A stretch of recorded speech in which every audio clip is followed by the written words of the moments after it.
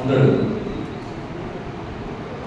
అడుగు అడుగు అడుగు మరి అడిగి అడిగి కడుగు, అడుగు అడుగు అడుగు మరి అడిగి అడిగి కడుగు, కడుగు కడుగు కడుగు కడుగు కడుగు మరి కడిగి కడిగి అడుగు, ప్రశ్న మీద ప్రశ్న వేసి ప్రపంచాన్ని కడుగు, అడుగు అడుగు అడుగు మరి అడిగి అడిగి కడుగు.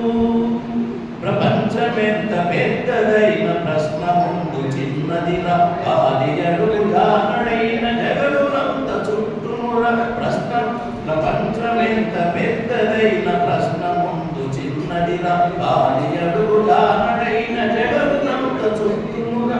ఏమిటి విచారం ఇంక సమాచార చట్టకుండా, ఎందుకు ఏమిటనే ఎద నిండా ప్రశ్నలుండ, అడుగు అడుగు అడుగు మరి అడిగి అడిగి కడుగు, కడుగు కడుగు కడుగు మరి అడిగి అడిగి కడుగు.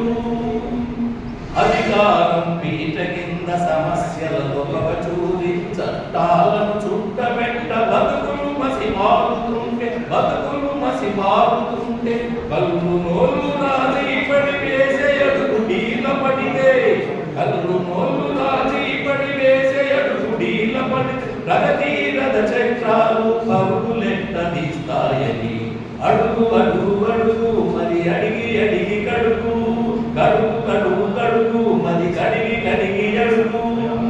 పాలలోన కల్తీ పరిపాలనలో కల్తీ ఏమి, పాలనలో కల్తీ పరిపాలనలో కల్తీ ఏమి, మనల నేల ఏలికలు ఎనకేసినదెంత ఏమి, ఎనకేసినదెంత ఏమి, ప్రజల నుండి ప్రజల చేత ప్రజల కొరకు పాలనేది, ప్రజల నుండి ప్రజల చేత ప్రజల కొరకు పాలనే, రాజే పంటై పంటును రాజు పాలించుడే, అడుగు అడుగు అడుగు మరి అడిగి అడిగి కడుగు, కడుగు కడుగు కడుగు మరి అడిగి అడిగి కడుగు. కలంకారి కాలుచు కలంకారి కాలు చాలు కలంక గీతల దాచిన, కలంకారి కాలు చాలు కలంక గీతల దాచిన, అధికారపు రహస్యాల పట్ట బయలు చేసి చూప, పంజరాన ప్రజాస్వామ్య చిలుకలు విడిపించేందుకు, పంజరాన ప్రజాస్వామ్య చిలుకలు విడిపించేందుకు, రెండడుగులు తోడుంటే ముందడుగులు వదలేవి, అడుగు అడుగు అడుగు మరి అడిగి అడిగి కడుగు, కడుగు కడుగు కడుగు మరి కడిగి కడిగి అడుగు. ప్రశ్న మీద ప్రశ్న వేసి ప్రపంచాన్ని కడుగు, ఈ ప్రపంచాన్ని కడుగు.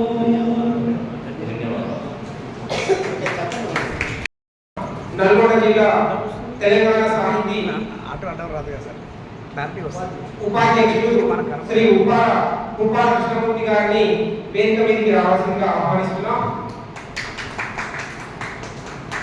అదేవిధంగా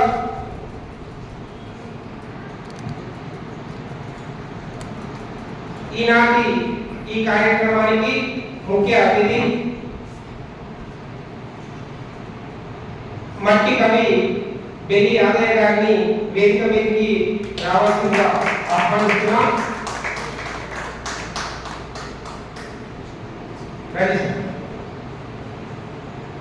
అదేవిధంగా విశిష్ట అతిథులుగా డాక్టర్ పగడాల నాగేంద్ర గారిని కూడా వేదిక మీదకి రావాల్సిందిగా ఆహ్వానిస్తున్నాం. మరొక విశిష్ట అతిథి యూటీఎఫ్ రాష్ట్ర కార్యదర్శి శ్రీ ఉదిరెడ్డి రాజశేఖర రెడ్డి గారిని కూడా వేదిక మీదకి ఆహ్వానిస్తున్నాం.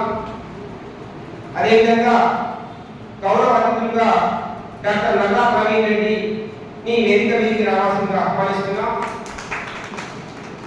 అదేవిధంగా సృజన సాహితీ అధ్యక్షుడు పెరుమాళ్ళ ఆనంద్ గారిని వేదిక మీదకి రావాల్సిందిగా ఆహ్వానిస్తున్నాం.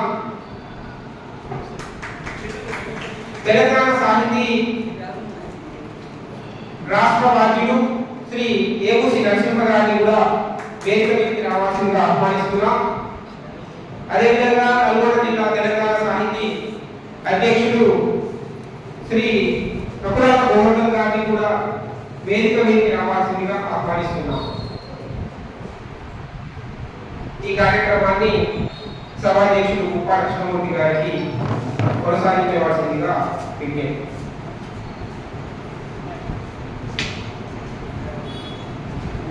థ్యాంక్ యూ హసీనా గారు. సాహిత్య మిత్రులకు, వేదికను అలంకరించిన సాహితీ స్రష్టలకు పేరు పేరున నమస్కారం. మిత్రులారా, 2024 నవంబర్లో మనం తెలంగాణ సాహితీ ఉమ్మడి నల్లగొండ జిల్లా శాఖని ప్రారంభించుకోవడం జరిగింది. ఆనాడు చక్కని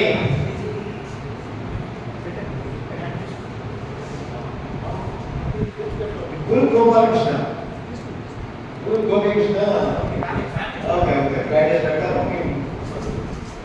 నవంబర్లో మనం నిర్వహించుకున్న సభ విద్యార్థుల చేత కవితలు రాయించి అందులో ప్రథమ, ద్వితీయ, తృతీయ బహుమతులు పొందిన విద్యార్థులందరికీ కూడా మనము బహుమతులు ఇవ్వడమే కాకుండా ఒక మెమెంటో, శాల్వా, సర్టిఫికేట్ కూడా ఇచ్చి వాళ్ళని సత్కరించడం జరిగింది. ఆనాటి సభలో లబ్ధ ప్రతిష్ఠులైన సాహితీవేత్తలందరూ కూడా పాల్గొని చాలా బ్రహ్మాండమైన సాహిత్య ఉపన్యాసాలు ఇవ్వడం జరిగింది. అటు తర్వాత ఫిబ్రవరిలో రామపేట డిగ్రీ కళాశాలలో మన తెలంగాణ సాహిత్యకి గౌరవాధ్యక్షులుగా ఉన్న కృష్ణ కౌండిన్య గారి ఆధ్వర్యంలో రామపేట డిగ్రీ కళాశాల విద్యార్థులకు కథ, గేయం, కవిత్వం ఈ 3 అంశాల మీద చక్కని వర్క్షాప్ కండక్ట్ చేసి పిల్లల్లో రచనా శక్తిని పెంపొందించడానికి, వారు భావి జీవితంలో చక్కని కవులుగా, రచయితలుగా, గేయకారులుగా మారడానికి కృషి చేయడం జరిగింది. కథ మీద మన ఆనంద్ గారు, అదేవిధంగా కవిత్వం మీద, గేయం మీద కూడా మిత్రులు మాట్లాడడం జరిగింది. పిల్లల నుంచి చాలా చక్కటి స్పందన వచ్చింది. ఇది 3వ సమావేశం. ఈనాటి సమావేశానికి ఒక విశిష్టత ఉంది. అదేంటి అంటే మహాప్రస్థానం నోబెల్ బహుమతి రాదగిన అర్హత ఉన్నటువంటి మహాప్రస్థానం ముద్రణ జరిగి నేటికి ఏంటి అంటే ఈ ఏడాదికి 75 సంవత్సరాలు అయింది. మన కేవలం తెలుగునాటనే కాకుండా ప్రపంచంలోని సాహిత్యకారులందరినీ కూడా ఎంతో చైతన్యవంతం చేసిన, ఆకట్టుకున్న మహాప్రస్థానం గురించి మీకు వేరే చెప్పాల్సిన లేదు. ఆ మహాప్రస్థానం గురించి కూడా మనం ఈవినింగ్ సెషన్లో మాట్లాడుకుంటాము. ముఖ్య వక్తలుగా వచ్చిన వారందరూ కూడా ముఖ్య వక్తలుగా వచ్చిన నరసింహారెడ్డి సారు దాని గురించి మాట్లాడతారు. అదేవిధంగా ఇవాళ సాహిత్యం కానీ, సంఘం కానీ, విద్యార్థులు అందరూ కూడా ఒక సంక్షోభమైన వాతావరణంలో ఉన్నారు. ఒక పక్క యుద్ధం, ఒక పక్క అంతర్గత శక్తుల దాడులు, ఇంకో పక్క ఆర్థిక అస్తవ్యస్తత.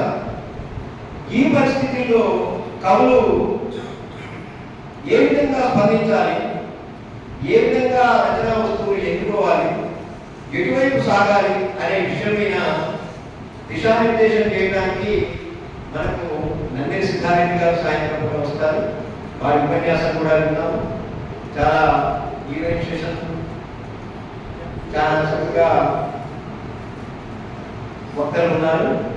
ఇప్పుడు మనకి ముఖ్య అతిథిగా వచ్చిన పెళ్లి యాదయ్య గారి గురించి మీకు ప్రత్యేకంగా చెప్పాల్సిన పని లేదు. ఈ ప్రాంతంలోనే కాదు, ఉభయ తెలుగు రాష్ట్రాలలో కూడా అద్భుతమైన సాహితీవేత్త. వారి కవిత్వమే కాదు, వ్యాసాలే కాదు, అనేక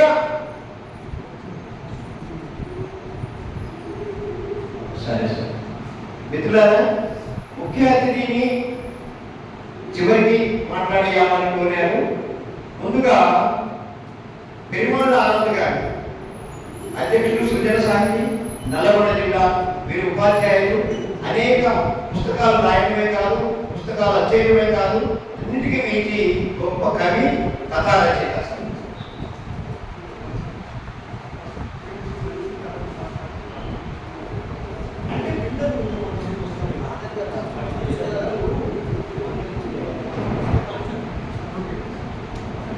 పెరుమాళ్ ఆనంద్ గారు సభను ఉద్దేశించి ప్రసంగిస్తారు. Thank you.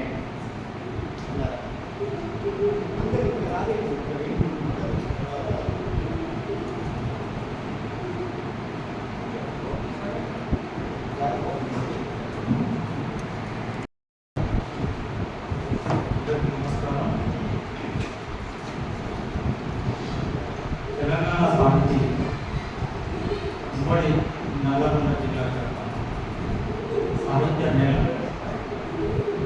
యువకవి సమ్మేళనం ఇది మొదటి సెషన్. దాని తర్వాత స్టార్ట్ అవుతుంది. ఈ సమావేశానికి అధ్యక్షత వహించినటువంటి ఉప్పాల కృష్ణమూర్తి గారు సభాధ్యక్షుడు. వారు బహుశా 33 దశాబ్దాల నుంచి సాహిత్యం కృషి చేస్తున్నారని నేను అనుకుంటున్నాను. ఇంకా అంతకంటే ఎక్కువ కూడా కావాల్సింది. ముఖ్యంగా బాల సాహిత్యంలో కృషి చేస్తున్నారు. ఈ మధ్యనే భారతమానం అనే ఒక పుస్తకం ఇచ్చారు. వాస్తవానికి వారు టీచర్ కాదు, ఎగ్జిక్యూటివ్. ఇట్లాంటి వాళ్ళంటే డాక్టర్ ఏనుగు నరసింహారెడ్డి గారు, బోయజన్య గారు, ఆ ప్రోగ్రాంకి చెందిన వ్యక్తే ఒక కృష్ణమూర్తి గారు. బహుశా ఎన్టీఓ గారు రిటైర్ అయ్యారు వారు. అట్లాగే ముఖ్య అతిథిగా విచ్చేసినటువంటి నగరంగల్ ప్రభుత్వ డిగ్రీ కళాశాల ప్రధానాచార్య మట్టికర్ డాక్టర్ పెళ్లి యాదవ్ గారు,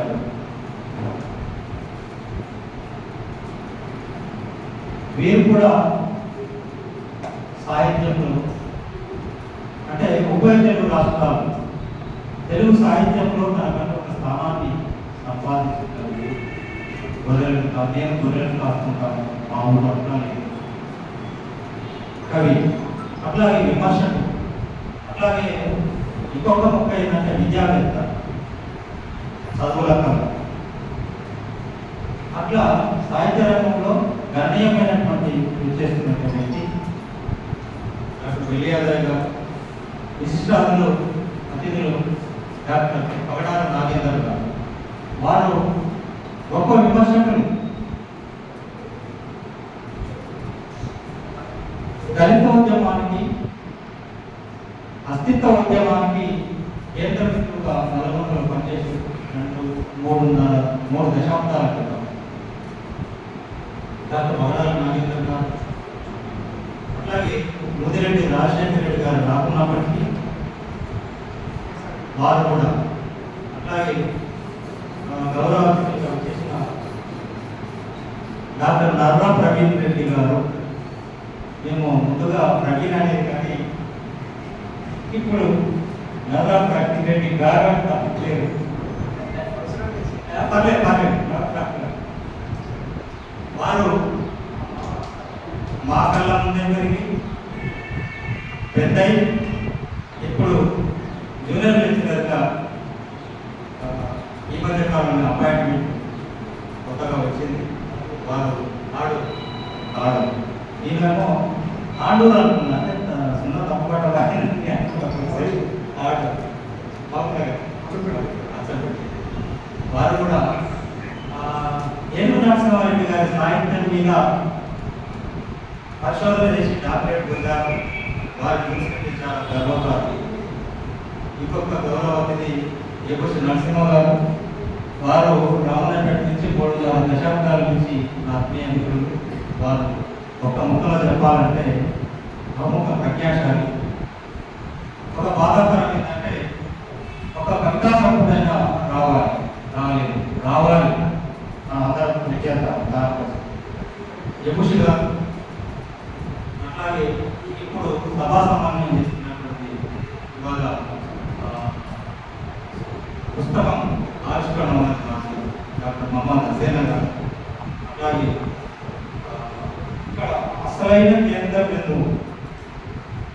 అసలైన కేంద్ర బిందువు కూడా గోవర్ధన్ గారు, వారు కూడా 3 దశాబ్దాల నుంచి నాకు టీచర్గా నేను రావణపేటలో పనిచేస్తుంటే వారు యూటీఎఫ్లో పనిచేసుకుంటూ వారిని చూడకపోయినా వారి పేరు నేను అప్పటి తర్వాత యూటీఎఫ్లో ప్రధానోపాధ్యాయులు అయితే నేను చెప్పాల్సిన పని అయితే ఇక్కడ సత్యయ్య గారు, రాజన్న గారు ఉన్నారు. వారు నిరంతర కృషి పిల్లల కోసం చేసినటువంటి వారు ప్రధానోపాధ్యాయులు చేసేది. అట్లాగే తెలంగాణ సాహితీకి అధ్యక్షుడు. అంటే వారు ఏదన్నా పని పడితే అసలు నిద్రపోతారా పోరా అన్నట్టుగా అంత కార్యదక్ష. అంటే ఏ ఫీల్డ్లో అప్పుడు ఉపాధ్యాయ రంగంలో ఉన్నా, ఇప్పుడు సాహితీ రంగంలోకి వచ్చారు, ఏ రంగంలో ఉన్నా కృషి చేస్తారు. అయితే తెలంగాణ సాహితీ అంటే చాలా సాహిత్య రంగంలో చాలా చేస్తుంది. కృష్ణగట్టు గారు చెప్పినట్టుగా ఆ మధ్యకాలంలో రామన్నపేట డిగ్రీ కళాశాలలో ఒక రోజంతా పిల్లలకు కవిత్వం, కథ వీటి గురించి, పాట గురించి కార్యశాల నిర్వహించారు. అప్పుడు ఆనందాచార్య గారు కూడా వచ్చారు. కాబట్టి తెలంగాణ సాహితీ బాగా సాహిత్యంలో కృషి చేస్తుంది. ఇంకా ఇది యువకవి సమ్మేళనం ప్రత్యేకంగా మనం వాస్తవానికి ఇవాళ సమాజంలో మనుషులంతా ఒక సమిష్టి తత్వాన్ని కోల్పోతున్నారు. ఒక వ్యక్తిగా అంటే ఒక ఎలోన్నెస్, ఒక వ్యక్తిగా మాత్రమే ముందుకు వస్తున్నారు. సమిష్టి తత్వం కోల్పోతున్నారు, చైతన్యాన్ని కోల్పోతున్నారు ఇవాళ సమాజంలో ఉన్నటువంటి యువకులు. కాబట్టి వాళ్ళకు ప్రత్యేకంగా చైతన్యం అవసరం. ఇట్లాంటి కార్యక్రమాల వల్ల కాస్తంతైనా చైతన్యం పొంది సాహిత్యం నడుస్తారని ఒక మంచి కార్యక్రమం ఏర్పాటు చేశారు. అందుకు తెలంగాణ సాహితీకి ధన్యవాదాలు చెప్పాలి అందరూ. ఇక అంటే కవిత్వం గురించి, కవిత్వం అసలు ఎందుకు రాయాలి, అసలు కవిత్వం అంటే నేను చెప్పడం కాదు, కానీ పెళ్లి గారు చెప్తారు, దేవూషి గారు చెప్తారు, వీళ్ళంతా గౌరవాలు చెప్తారు. కానీ కవిత్వం అనేది ఒక సాహిత్య ప్రక్రియ. ఇది భావోద్వేగాలను, ఆలోచనలను, అనుభవాలను వ్యక్తీకరించడానికి ఒక సాధన. అంటే మనలో చాలా ఎమోషన్స్ ఉంటాయి. ఆ ఎమోషన్స్ ఒక్కొక్కసారి చెడు మార్గంలో కూడా ఎమోషన్స్, భావోద్వేగాలు, అది కోపం కావచ్చు, ప్రేమ కావచ్చు, ఏదైనా కావచ్చు. కానీ ఆ ఉద్వేగాలు, ఎమోషన్స్ ఒక సరైన మార్గంలో వెళ్ళాలంటే ఇట్లాంటి వేదికలు, ఇట్లాంటి ఒక సమిష్టి తత్వానికి, సమాజానికి ఉపయోగపడే ఉద్వేగాలను అంచేటట్టుగా చేసేటువంటి ఇట్లాంటి సమావేశం. కాబట్టి కవిత్వం సమాజానికి ఎప్పుడైనా అవసరమే. కవిత్వమే సమాజాన్ని ముందుకు తీసుకుపోతుంది. ముఖ్యంగా ఇవాళ ముఖ్యంగా సమావేశం ఏంటంటే శ్రీశ్రీ మహాప్రస్థానం 75 ఏళ్ళు నిండిన సందర్భంగా ఈ కార్యక్రమాన్ని అంతా రూపొందించారు. శ్రీశ్రీ గురించి నగ్నమునిగా దిగంబర కవి ఒక చిన్న కవిత రాశారు. అది వినిపించి 2 మాటలు పెట్టి నిలుస్తారు. కన్నీటికి కథనానికి పర్యాయ పదం శ్రీశ్రీ. నగ్నముని ఏమంటాడంటే కన్నీటికి కథనానికి పర్యాయ పదం శ్రీశ్రీ. అది టైటిల్. రెండు స్త్రీలు శ్రీశ్రీలో 2 స్త్రీలు ఉంటాయి. శ్రీరంగం శ్రీనివాసరావు. 2 స్త్రీలు చెక్కుకి రాళ్ళు, ఆది మాగ్నిని పుట్టించిన రాళ్ళు, అసంబద్ధ అసమానతల అవమానాల అమానవీయాలపై కాండవాలు సృష్టించిన రాళ్ళు,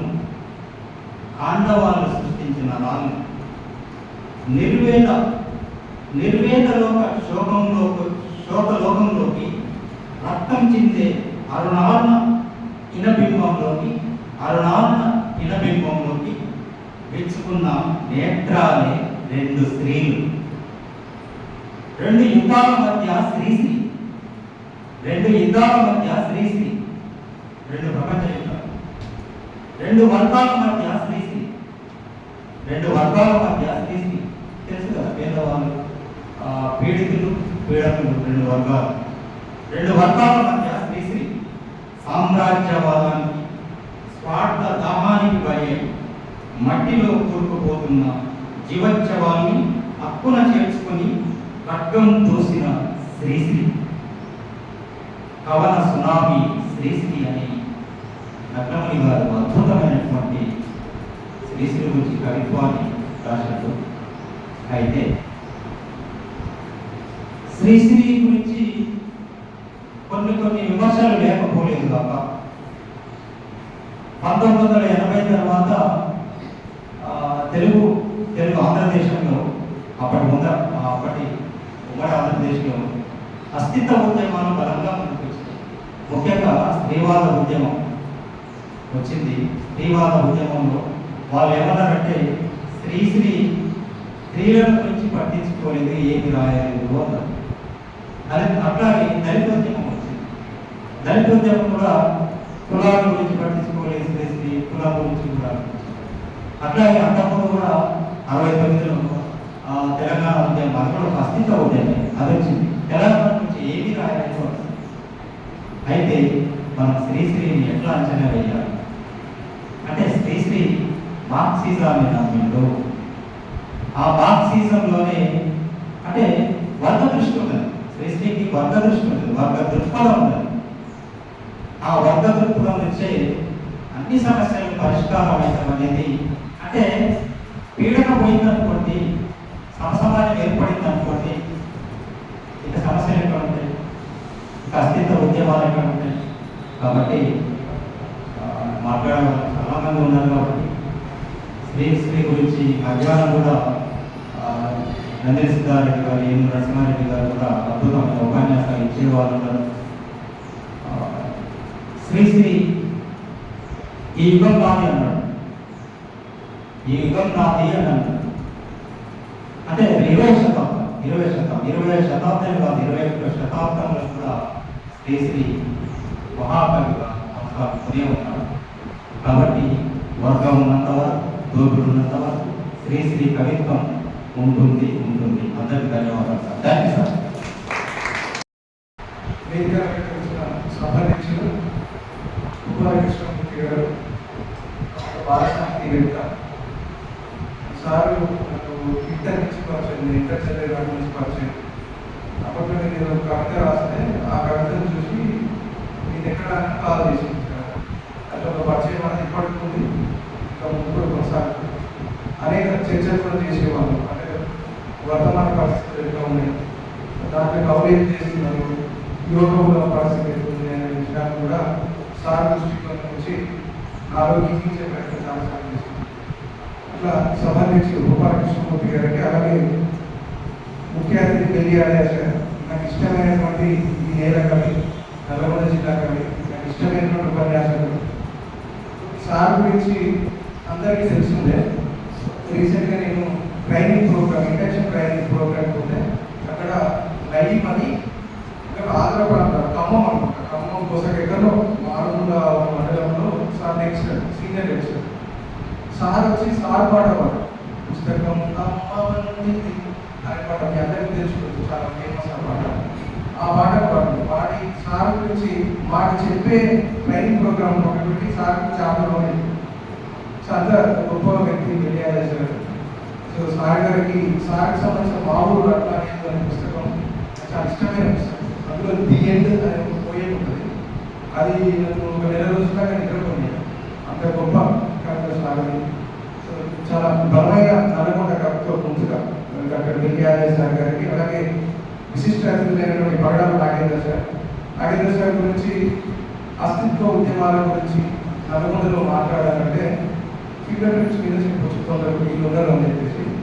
అట్లా అస్తిత్వ ఉద్యమాల భూమీకరించి భవనం ఏర్పడిన దాకా, అది కూలిన దాకా, నిలబెట్టేదాకా, ఇంకా ఏ విషయం మీద సమగ్ర అవగాహన ఉన్నటువంటి వ్యక్తి పగడాల నాగేంద్ర సార్. నిజాం కాలేజీకి పోయి పగడాల నాగేంద్ర సార్ పేరు ఉంటే అది ఒక రకమైనటువంటి రేషం వస్తుంది. అంటే ఆయన నిజంగా అంత ఎఫెక్టివ్, ప్రభావశీలి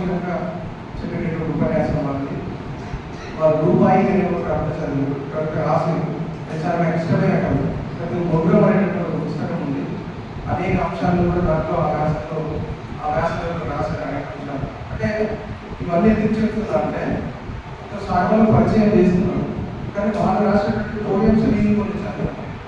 సో ఆ పోయమ్స్ యువకులు ఉన్నారు కాబట్టి ఏ పోయం వాళ్ళతో నాకు నచ్చిన విషయాన్ని చెప్తున్నాను. నేను పెద్ద ప్రసంగం ఇవ్వడానికి రాదు, నేను క్యాజువల్గా వచ్చినాను. ప్రసంగం ఏమంటే నాకు టాపిక్ ఇస్తే దాన్ని అడగడానికి మాట్లాడతాను, వేరే విషయం. సో క్యాజువల్ టాపిక్ వచ్చాను. సో ఇక్కడ ముగ్గురు అని సాహిత్య వ్యాసాల పుస్తకం వేసి అది కూడా చాలా గెలిచిపోయే ఒక పుస్తకం. అట్లా సార్లు నల్లగొండ నుంచి వచ్చినటువంటి ప్రత్యేక ఉద్యమం ఉంటుంది. తరగతి ముదిరెడ్డి రాజశేఖర రెడ్డి గారు యూటీఎఫ్ రాష్ట్ర కార్యదర్శిగా ఉన్నారు. వారికి ఆయన నమస్కారం. తర్వాతకి గౌరవంగా వచ్చినటువంటి తిరుమల ఆనంద్ సార్ ఇంతకుముందు చెప్పినట్టుగానే అంటే పిల్లవాడు దొంగమాట నుంచి లేకపోతే మంచి మెయిన్ రోడ్ నుంచి నడుస్తున్నప్పుడు పిల్లలు పడుకుంటూ వస్తుంటాడు. సో అవన్నీ గమనికలకు తెచ్చుకోవాలి, వాటన్నిటిని గమనిస్తూ ఎటు నడుస్తుంటూ అది చూసే వాళ్ళు మన చుట్టూ ఉంటారు. అట్లా నన్ను కింద మీద వాడు లేస్తూ వస్తున్నప్పుడు ఈ సాయంత్రం నుంచి లేకపోతే చదువు నుంచి వస్తున్నప్పుడు చూసినటువంటి వాళ్ళతో తిరుమల అలాగే సాగర సందేశాలు గారు ముందర మాట్లాడుతున్నారు. సో ఇట్లా అనేక మంది సార్లు తెలుసుకోవాలి. తిరుమల ఆనంద్ సార్ కూడా మంచి జూన్ 2 మనకు పోయం ఉంటుంది. ఆ పోయం సార్లు నటించారు. సో ఇక్కడ కొంతమంది వాళ్ళకి నేను చదివిన పోయమ్స్ నాకు ఏం నచ్చిందని చెప్తున్నారు. జస్ట్ అంటే ఆ పోయం జస్ట్ మీరు నోట్ చేసుకున్నా కూడా వాళ్ళ పుస్తకం దొరికినప్పుడు డైరెక్ట్ ఆ కవిత చదివితే మీకు కొంచెం మన ఇట్లుందా అనిపిస్తుంది, మీకు అర్థమైందని స్పృశిస్తున్నాం. అట్లా తిరుమల ఆనంద్ సార్ అట్లా మంచి సభ కార్యదర్శులు వారు అనేకమైనటువంటి విషయాలు కూడా అనేక సందర్భాలతో సాహిత్య శిక్షణలో తీసుకొచ్చేటువంటి మంచి ప్రతిపాదకులు సాహిత్య ప్రతిపాదకులు తిరుమల ఆనంద్ సార్ వారికి నమస్కారం. ఏపీ నరసింహ గారు అందరికీ తెలుసు. సో కొందరే ఒక సిద్ధాంతానికి కట్టుబడి ఉంటారు. అట్లా ఒక సిద్ధాంతానికి కట్టుబడి ఉంది కడదాకా నడిచినటువంటి వ్యక్తి, నడుస్తున్నటువంటి వ్యక్తి ఏపీ నరసింహ సార్. సో వాళ్ళు రాసినటువంటి ఏదైనా కవిత రాసినా ఒక పాట రాసినా కూడా సమకాలీన అంశాల స్పర్శ ఉంటుంది. ముఖ్యంగా యువతని తర్వాతకి ఎక్కడైనా చెడుదారులు ఉంటే సమాజంలో వాటి మీదనే ఎక్కువ కాన్సన్ట్రేషన్ చేస్తూ వాళ్ళు రాస్తున్నారు. సో వారికి కూడా నిజానికి ఒక కవితా సంపుటి వస్తే చాలా చాలా బాగుండేది. సో రాసినటువంటి కవితలు కూడా ఉన్నాయి. కాబట్టి 20 రాసినటువంటి కూడా సార్ రాసినప్పుడు ప్రింట్గా వచ్చింది. పాటలు కూడా సార్ రాస్తారు. సో ఏపీ నరసింహ సార్ కూడా నన్ను చిన్నప్పటి నుంచి చూస్తున్నటువంటి నాకు ఒక తండ్రికి సమానం. ఇట్లా ఏపీ నరసింహ సార్ గారికి ఒక మంచి గాయకులు కూడా ఇంతకుముందు ఒక మాట విన్నాను. కాబట్టి మహమ్మద్ హసైనా సార్ ఉన్నారు, ఈ సమన్వయకర్త ఉన్నారు. మీకు తెలుసు జూనియర్ కాలేజీ లెక్చరర్గా వారు ఉమ్మడి మెదక్లో పనిచేసిన తర్వాతకి చాలా కాలం వరకు ఇంత గొప్ప కవి అంటే ఇంత మంచి కవి, ఇంతమంది రచయిత, ఇంతమంది వ్యాసకర్త మా చిన్నవాడే కానీ మాకు అప్పుడు తెలియదు. అంటే సారు అక్కడ ఉండే ఉమ్మడి మెదక్లో పనిచేసింది. ఎప్పుడైతే అక్కడి నుంచి ఇక్కడికి వచ్చిందో ఒక ఉద్యమం, ఒక విస్ఫోటనం అయిపోయింది. అంటే ఎవ్రీడే ఏదో ఒక వ్యాసం అయితే ఉంటుంది. సామాజిక విశ్లేషకులు కనిపిస్తారు, లేకపోతే సాహిత్య విశ్లేషకులు కనిపిస్తారు, కవిగా కనిపిస్తారు. ఇట్లా అనేకమైనటువంటి కోణాలలో వారు నిరంతరం నిత్యం అధ్యయనం చేస్తూ అధ్యయనశీలిగా ఉంటూ అనేకమైనటువంటి ఏది ఎప్పుడు ఇవ్వాలి సమాజానికి అని తెలిసినటువంటి ఒక నేర్పు తెలిసినటువంటి ఒక రచయిత మహమ్మద్ హసైనా సార్. నేను అంటే నన్ను చాలా దగ్గర నుంచి చూశారు సార్. ఇంకా వారు తర్వాత పూర్తి గోపికృష్ణ వాడు మా చిన్నటి మిత్రుడు ఒడ్డిమల్లి, నా సొంతంలో ఒడ్డిమల్లి చిట్టారన్నమాట. ఇట్లా వాడు ఎప్పుడు అంటారు మా ఊరి తాటి మనం అంటామన్నమాట. వాడు ఎప్పుడు అంత గట్టిగా ఉంటాడు అనమాట. తాడి చెట్టు కంటే ఎంత నిలకడగా ఉంటుందో, అనేక తాడి చెట్లు తెలిసి ఎంత నిలకడగా ఉంటాయో, వాడు ఏదైనా అనుకుంటే అది పట్టుబట్టి అది చేసిందాక అట్లా దాంట్లోనే నిలబడు. సో అందుకే వాడంటే నాకు ఇష్టం, వాడు నాకు స్నేహితుడు. ఇకపోతే ఎక్కువ మాట్లాడడం విషయం ఏంటంటే తెలంగాణ సాహితీ గత కొన్ని ఏళ్ళుగా అంతకుముందు సాహితీ శ్రవంతి అనేటటువంటి పేరుతో నడిచింది సంస్థ తెలంగాణ సాహితీ. కొందరు కావాలంటే చెప్తుంది విషయాలు. తెలంగాణ సాహితీగా రూపు దాల్చిన తర్వాత అంటే 2014 తర్వాతకి తెలంగాణ ఏర్పాటైన తర్వాత సాహితీ శ్రవంతి అనే దాన్ని తెలంగాణ సాహితీ శాఖగా తెలంగాణ నుంచి వ్యాప్తం చేస్తూ వస్తుంది. ఈ తెలంగాణ సాహితీ అనేటువంటి సంస్థ మొత్తం తెలంగాణలో అనేకమైనటువంటి కార్యక్రమాలు, ముఖ్యంగా అంటే అభ్యుదయ భావజాలంతో ఉత్తమాత్మక ఉండేటువంటి అంశాల మీద వారి యొక్క దృష్టి కేంద్రీకరిస్తూ అలాగే సమాజానికి ఎప్పుడు ఏ మెడిసిన్ కావాలో అని గుర్తుపడుతూ ఆ మెడిసిన్ ఇస్తారు అనేక సభలు చర్చలు పెట్టుకుంటూ వస్తుంది. ఇది రాష్ట్ర వ్యాప్తంగా ఉన్నటువంటి సంస్థ తెలంగాణ శాఖ. అందులో భాగంగా నల్లగొండ కూడా శాఖ ఏర్పడ్డారు. ఇది నల్లగొండ శాఖ. సో దానికి వీళ్ళంతా కూడా అనుకూలంగా చెప్పినటువంటి పెద్దలు దానికి బాధ్యత ఉంటుంది. తెలంగాణ సాహిత్య మీరు రాయడానికి చోటించినటువంటి ఒక వేదిక. నేను డిగ్రీలో ఉన్నప్పుడు చిన్న చిన్న వ్యాసాలు రాసేవాడిని. నవతెలంగాణ ఒక అందులో ప్రజాశక్తి అది వేదిక. నాకు అనుకూలం అనే దాంట్లో నేను విస్తృతంగా వ్యాసాలు రాస్తాను. నేను డిగ్రీ స్టేజ్లో ఉన్నాను. అందుకు అనేక మంది గురువు కూడా నాకు సపోర్ట్ చేసేవాళ్ళు. వ్యాసం రాస్తే ఫోన్ చేసేవాళ్ళు, ప్రవీణ్ బాగా ఇంకా అట్లా నాకు ఒక చేతుడు మాత్రమే నన్ను చిన్న చేయి వేద చేయిని ముదురు చేయి చేసేదాకా నాకు ఈ నవతెలంగాణ లేకపోతే తెలంగాణ సాహిత్యం లేకపోతే అనుకూలం అనే సాహిత్యం చేసి నాకు వాటి అందులోంచి నాకు వేదిక కనిపించింది. సో ఇది నాకు తెలంగాణ సాహిత్యం అనేటువంటి అనుభవం. ఇక్కడ చాలా విషయాలు పోతే సో ప్రస్తుతం ఈరోజు సాహిత్య మేళ మామూలుగా మేళ జాబ్ మేళ పెట్టుకుంటాం సహజంగా. నాకు వచ్చిన క్వశ్చన్ మేళ అంటే కూడా తొందరగా దాని అర్థం తెలియకపోవచ్చు. సో మేళ అంటే ఒక కలయిక, ఒక గుంపు, ఏదో ఒక విజన్తో పనిచేయడానికి వచ్చినటువంటి కొందరు వ్యక్తుల సమూహం. సో ఈ సాహిత్య మేళలో మనం ఏం చేయబోతున్నాం అని చెప్పేసి ఆలోచన చేసినప్పుడు సో ఈ సాహిత్య మేళలో భాగంగా ప్రస్తుతం వర్తమాన పరిస్థితుల మీద సిద్ధారెడ్డి సార్ గారు మాట్లాడతారు.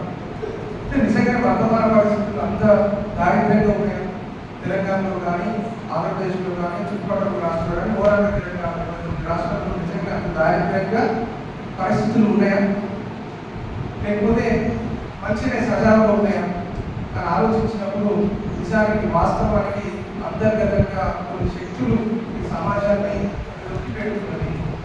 అసలే నిజమైనటువంటి వికాసమైనటువంటి కవిత్వం వస్తలేదు, నిజమైనటువంటి వికాసమైనటువంటి రచయితలకు బయటికి పెట్టుకోలేదు. సో ఇటువంటి సందర్భంలో ఈ భారతదేశాన్ని మొత్తం ఒకసారి నాగలి పెట్టి దున్నాల్సిన ఆవశ్యకత వచ్చింది. సో అట్లా ఈ భారతదేశాన్ని నాగలి పెట్టి దున్నారు కాబట్టి పొక్కిలి చేయాలి కాబట్టి పొక్కిలి చేసేటప్పుడు నేల మీద అభ్యుదయం చేయడం లేకపోతే అవసరమైనటువంటి సమాజానికి అవసరమైనటువంటి విత్తనాలు చెప్పాలి కాబట్టి అవసరమైన గాఢమైన వర్షం కురిపించాలి కాబట్టి ఈరోజు సాహిత్య వేదాన్ని తెలంగాణ సాహిత్యం.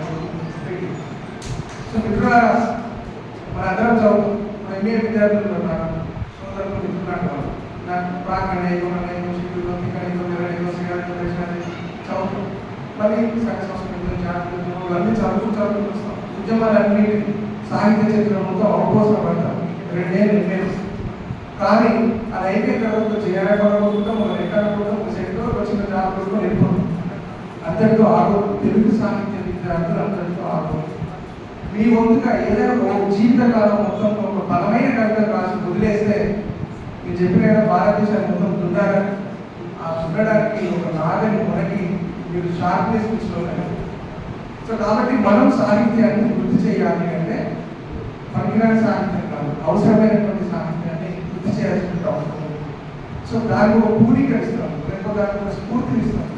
మనతోటి మన వెన్నుదలుగా ఉంటారు తెలంగాణ సాహిత్య నేర అనేటటువంటి ఈ సభను పూర్తి చేసేసి పెట్టిన నేను భావిస్తున్నాను. తర్వాతకి మనకు తెలుసు తెలుగు సాహిత్యం ఒక 5 నిమిషాలు ముగిస్తుంటారు.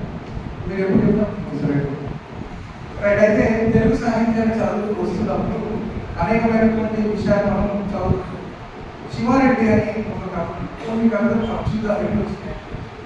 సో శివారెడ్డి అనేటటువంటి కే శివారెడ్డి సో చాలా మందికి గురువు అయిన అంటే కవులకి ఆధునిక కాలం కవికుల గురువు అని కూడా అనవచ్చు. సో ఆయన బహుశా ఈరోజు ఎవరు రాకపోవచ్చు, పిట్టలు వాడకుండానే ఈ చెట్టు నిద్రపోవాలి కాబోలు, అక్షర రహితాలుగా ఈ ముఖపత్రాలు తెల్లపోవాలి కాబోలు, ఎవరు రారన్న ఊహ గది అంతా కలియ తిరిగే ఓ విచిత్ర గాధమవుతుంది అని ఒక ఒంటరితనం ఎన్నో ప్లేస్ అంటుంటారు కదా. సో ఒంటరితనంలో ఉన్నప్పుడు ఆ గదిలో ఒక నాదం ఎట్లా కనిపిస్తుంది అని చెప్పేసి ఒక పోయేవారు. సో ఇది ఒక డిఫరెంట్ పోయేది. ఇంకొక కవిత చూసినప్పుడు మీ అందరికీ తెలుసు అజంతా గురించి మనం చదువుకుంటాం. స్వప్నరెడ్డి అని చదివి వదిలేసి ఒక బిట్ వస్తే ఒక జాబ్ ఏదైనా ఉంటే వదిలేస్తుంది. సో అజంతకు సంబంధించిన ఒక పోయమ్స్ తీసుకొని చదివితే దాంట్లో అసలు శిల్పం ఎట్లుంటుంది, ఇంకా కవిత్వాన్ని ఇంత అద్భుతంగా రాయవచ్చా, ఒక దృశ్యాన్ని ఇంత బాగా వర్ణించవచ్చా, ఇంత బాగా ప్రతీకలు వేయవచ్చా, ఇంత బాగా భావచిత్రాలు వేయవచ్చా అని అనిపించేటువంటి అద్భుతమైనటువంటి గ్రంథం రాసిన వాడు అజంత వాడు. సో అందులో ఒక 2 లైన్స్, రోడ్డు మీద నా శివాన్ని నేనే లక్ష్యసార్లు చూశాను. చూడండి ఎంత ఎఫెక్టివ్గా, అంటే తనలో ఉన్నటువంటి భావాన్ని కొన్ని లైన్స్ పూర్తిగా మనం ముందు ప్రకటించాలి. రోడ్డు మీద నా శవాన్ని నేనే లక్ష్యసార్లు చూశాను అంటూనే నన్ను నేను పోల్చుకోలేక నాకు నేనే సహస్ర యోజనాల దూరంలో ఉన్నాను, నా వాతావరణం మీద నేనే పొగలా వ్యాపించాను అని చెప్పేసి తనలో ఉన్నటువంటి ఎలోనెస్ని తను ప్రకటించారు. సో ఇంకొక చోట శివసాగర్, మీరందరూ వింటుంటారు శివసాగర్ శివసాగర్. సో శివసాగర్ ఒక చోట సూర్యుడిని అరచేత బట్టి రైతు దుఃఖితులను. చూడండి ఎంత అదొక మన ముందు దృశ్యం కనిపిస్తుంది. అంటే రైతుని సూర్యుడికి ప్రతీకగా భావించి తీసుకోవాల్సినటువంటి పోయం మనం చూస్తూ ఉంటాం. తర్వాతకి ఆశారాజు కవిత్రుడు, ఆయన హైదరాబాద్ కవిగా చాలా పేరు సంపాదించినటువంటి వ్యక్తి. దూరాన ఎవరో వేరు కోసి చీకటి అలల మీద పాటను పారబోస్తుంటారు, నా దోసిలి నిండా పాటను తాగి ప్రాణాన్ని నిలుపుకుంటాను అని చెప్పేసి ఒక పాట యొక్క ఆవశ్యకతను, పాట మనలో కనిపించిన విఘ్నతను ఆయన రాయడం జరుగుతుంది. అట్లా చూసినప్పుడు ఇస్మాయిల్ అనే చెట్టు కవి అని మనం అనుకుంటాం. ఆయన చూసుకుని ఆయన చేస్తాం. తడుముకుంటూ చీకటి చిప్పును చీల్చుకుంటూ కదులుతుంది కాదు. చూడండి ఎంత మంచి భావన. సో ఎంఏ విద్యార్థులు ఉన్నారు కాబట్టి దీన్ని అంటే కవిత్వ స్పర్శ, నిజంగా ప్రారంభమైనటువంటి కవిత్వ స్పర్శ మనకు తగిలింది, మన ఊరి ఎంత పురకరిస్తుంది అనడానికి ఈ కొన్ని లైన్లు చెప్పారు. మీకు కూడా తెలుసు, నన్నే నుంచి కుందుర్తి అని వ్యాఖ్యించు కుందుర్తాన్ని నయంగా చెప్పేసి మనం చదువుతుంది. ఆ సమయంలో నన్నయ్య నుంచి కుందుర్తి దాకా ఒక్కొక్కటి చీల్చి చెందినటువంటి పోయం కూడా ఒక పోయం ఉంది తెలుగు సాహిత్యం. అది మీరు మామూలు చదువుతుంది.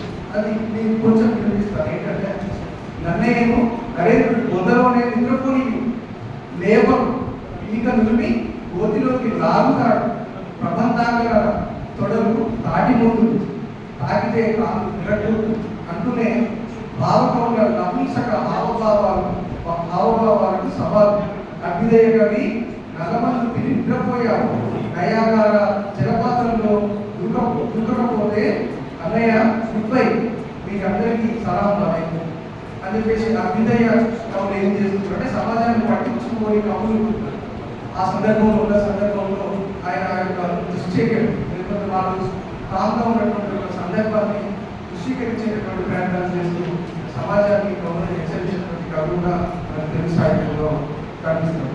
ఈరోజు వచ్చేటటువంటి సిద్ధారెడ్డి సార్, నా మౌనం ప్రమత్తత కాదు, గోడకు వేలాడే తుపాకీ కూడా మౌనంగానే ఉంటుంది అని చెప్పేసి మౌనం యొక్క గొప్పతనం, అంటే మౌనంగా ఉన్నటువంటి వ్యక్తి. అందుకే నేను ఒక చోట రాస్తున్నాను, ముడుచుకున్న ఆకులో విడిసిన పిడికిని చూడాలి అని. అట్లా తర్వాత అదే సిద్ధారెడ్డి సార్ ఏమంటారంటే కవిత్వం వేడుక కాదు, గాయాల అని చెప్పేసి అంటారు. ఇట్లా అనేకమైనటువంటి తెలుగు సాహిత్యంలో వాక్యాలు మన నిత్యం వెంటాడుతూ ఉంటాయి. సో కాబట్టి ఇటువంటి వాక్యాలు, ఇటువంటి కవితాత్మక వాక్యాలు మనం చదువుతున్నప్పుడు మనం రాసే రాత సీనియర్ కవులు రాసినటువంటి రాతకు ఎంత దూరంలో ఉందో, మనం ఇంకా ఏం సాధన చేయాలి అనేది మనకు తెలవడానికి అవసరం ఉంటుంది. ఇట్లా అనేకమైనటువంటి కవితా వాక్యాలు మనకు తెలుగు సాహిత్యంలో కనిపిస్తుంది. నేను కొన్ని చెప్పాను. సో రీసెంట్గా ఒక 2 లైన్లు చెప్పి ముగిస్తాను. తలెత్తి ఆకాశాన్ని చూశాను, నామకమే కనిపించింది అని చెప్పేసి ఒక కవిత నేను రాస్తాను. తర్వాతకి గుండె నిండా వాన కురుస్తున్నప్పుడు ఎక్కడికి వెళ్తాము, ఒక చోట కూర్చొని తడవడం తప్ప ఉన్నటువంటి కవితా వాక్యాలు మనని ముందుకు తీసుకోవడానికి, మనం పుట్టబెట్టడానికి అనేకమైనటువంటి కవితా వాక్యాలు ఉన్నాయి. సో ముఖ్యంగా ఎంఏ విద్యార్థులు ఎవరైనా ఉన్నా, డిగ్రీ కాలేజ్ విద్యార్థులు ఎవరైనా ఉన్నా కూడా కవిత్వాన్ని మంచి మంచి కవిత్వాన్ని ఏరుకొని చదవండి. ఖచ్చితంగా మనం రేఖంలో కనుక రేగు చెట్లు ఉన్నటువంటి రేగా పండు తినాలన్నప్పుడు దాన్ని కొడితే 2 పండు కింద పడతారు చెప్పి ఎంత టేస్ట్ ఉంటుందో కొన్ని పుస్తకాలలో కవితలు కూడా ఆ రేగి పండు తీపిని ఇచ్చేటటువంటి కవితలు ఉన్నాయి. సో సార్ రాసినటువంటి బిఎడ్ పోయి కూడా నాకు చాలా చాలా ఇష్టమైన కవిత. సో కవుల గురించి కన్ను లేని చోట కన్ను అనే పోయి ఉంటుంది, కవిత్వం గురించి, కవి గురించి తెలియాలి. సో ఇట్లా అనేకమైనటువంటి కవితలు ఉన్నాయి. వాటన్నిటిని మీరు చదువుతుందండి, మీరు కూడా కవులుగా రాయించడానికి ప్రయత్నం చేయండి. అలాగే ఇప్పుడు తెలంగాణలో అనుకున్నటువంటి పరిస్థితులలో, ఇప్పుడున్నటువంటి పరిస్థితులలో సాహిత్యం అనేది కొంచెం మబ్బు తెరలో ఉన్నట్టుగానే కనిపిస్తుంది నిజానికి. సో దాని నుంచి మనం బయటకు రావాలంటే విస్తృతంగా రాయాలి, విస్తృతంగా చదవాలి. ముఖ్యంగా డిగ్రీ పీజీ కాలేజీలో ఉన్నటువంటి పిల్లలు సాహిత్యాన్ని రాసేటువంటి ప్రయత్నాలు చేస్తూ ఉంటారు. సో అందుకు ఇక్కడ ఉన్నటువంటి సాధారణ కవిత్వం వెలుగువాలి చెప్తారు. ఇదే తెలంగాణ సాహిత్యం కావచ్చు, ఇక్కడ ఉన్నటువంటి సాహిత్యం కావచ్చు, కవిత్వం వెలుగువాలి చెప్తారు. మీరు ఒక కవిత రాస్తే ఆ కవితలో ఏమి తప్పు ఉంది, ఎంత రాయాలి, ఒక పుస్తకాన్ని దాకా ఎట్లా తీసుకురావాలి. సో అచ్చమైనటువంటి శిల్పంలో కవిత్వం పెట్టుకోవాలి, అందులో భావచిత్రం అంటే ప్రతీకలు అంటే ఇటువంటి అనేకమైనటువంటి విషయాలు చెప్పడానికి నల్లగొండ గడ్డ, నల్లగొండలో ఉన్నటువంటి కవులు రచయితలు శిక్షణగా ఉన్నారు. అందరికీ తెలుసు నల్లగొండ అన్ని అసలు ఉద్యమాలకు కేంద్రం బిందువుగా నడిచినటువంటి నేల. సో మళ్ళీ కూడా అనేక ఉద్యమాలు ఇక్కడి నుంచే మనం తీసుకురావాలి. చెప్పారు కదా, భారతదేశాన్ని మొత్తం నాగలి అనేటువంటి పెరుగుతోటి దున్నాల్సినటువంటి సందర్భం వచ్చింది. కాబట్టి మిత్రులారా, మంచి కవితలు రాయండి, మంచి సాహిత్యం రాయండి, మేమందరం సహకరిస్తాం. ఈరోజు జరిగేటటువంటి కవితలు కూడా మీరు చదివిన తర్వాత వాటిని పుస్తకంగా తీసుకురావడానికి నేను కూడా సహకరిస్తాను అని చెప్పేసి ఈ నిర్వాహకులకు తెలుపుతూ ఈ గొప్ప అవకాశాన్ని ఇచ్చినందుకు ఇక్కడ ఉన్నటువంటి మిత్రులందరికీ, పెద్దలకి, నలుగురికి నమస్కరిస్తూ థ్యాంక్ యూ అన్నారు. నువ్వు బాధలు అనుభవించడానికి చెప్పిన బాధలు అనుభవిస్తున్న మనుషుల్ని పరిశీలించగలిగితే, లేదా నువ్వు కులంలో పుట్టుంటే ఆ కుల అన్యాయాన్ని తెలుసుకుంటే, మనం ఒక వర్గభావన కలిగి ఉంటే, వర్గంగా మనం పేదల పక్షమై ఉంటే, పేదలు ఎట్లా పైవర్గంతో తొక్కబడుతున్నారనే అంశం గురించి తెలుసుకుంటే, అట్లాగే సామాజిక అంతర సోషల్ డిస్పారిటీస్ వీటిని పరిశీలిస్తూ పోతే చెప్తున్నాను కదా, చిన్న కవి కూడా శ్రీశ్రీ గొప్ప కావచ్చు, దానికి ఇబ్బంది లేదు. నేను తర్వాత నాకు అవకాశం ఇచ్చినప్పుడు చూస్తాను. ఫోటో కోసం కూడా మాట్లాడే అవకాశం ఇచ్చిన సభకు ధన్యవాదాలు.